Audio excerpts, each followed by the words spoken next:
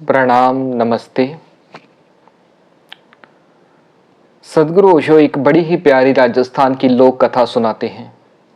राजस्थान में एक व्यक्ति था जिसे दही खाने की बहुत ही ज्यादा बुरी लत थी।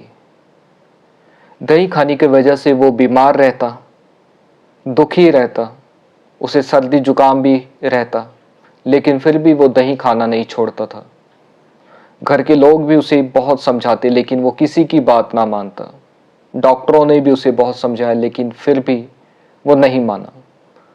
तो किसी ने कहा कि आप इसे एक विशेष संत के पास ले जाएं जो फलाना गांव में रहते हैं, वो ही इसे समझा सकते हैं।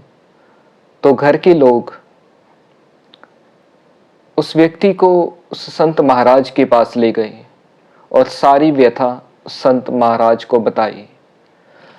संत महाराज ने उस व्यक्ति को अपने करीब बुलाया और कहा, देखो बेटा, तुम दही खाना कभी भी मत छोड़ना।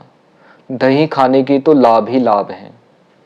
पहला लाभ यह है कि दही खाने वाले के घर में कभी भी चोर दाखिल नहीं होते।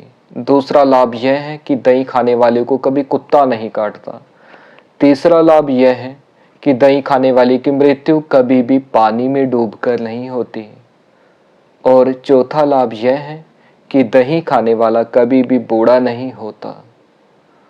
वो बात सुनकर थोड़ा खुश भी हुआ और थोड़ा हैरान भी हुआ कि आप ही पहले व्यक्ति हैं जिन्होंने मुझे दही खाने से नहीं रोका, लेकिन जो आपने लाभ मुझे बताए हैं वो बड़े हैरान कर रहे हैं, मुझे परेशान कर रहे हैं। मुझे कृपया बताएं ये कैसे लाभ हुए। तो संत महाराज ने कहा कि देखो, जो मैंने तुमसे कहा है कि दही खाने वाले के घर में कभी चोर दाखिल नहीं होता, उसका कारण यह है कि दही खाने वाला सारी रात खांसता रहता है, तो चोर कैसे दाखिल हो सकते हैं। दूसरा, दही खाने वाला इतना कमजोर हो जाता है कि उसे लकड़ी का सहारा लेकर चलना पड़ता है। तो लकड़ी हाथ में देखकर क्या कभी कोई कुत्ता करीब आएगा? कभी नहीं आएगा, इसलिए उसे कभी कोई कुत्ता काट नहीं सकता। तीसरी बात, लकड़ी का दही खाने वाले को ठंड बहुत लगती है, इसलिए वो पानी के पास जाने से ही डरता है। जब वो पानी के करीब ही नहीं जाएगा तो उसकी मृत्यु पानी में डूबकर कैसे हो सकती है।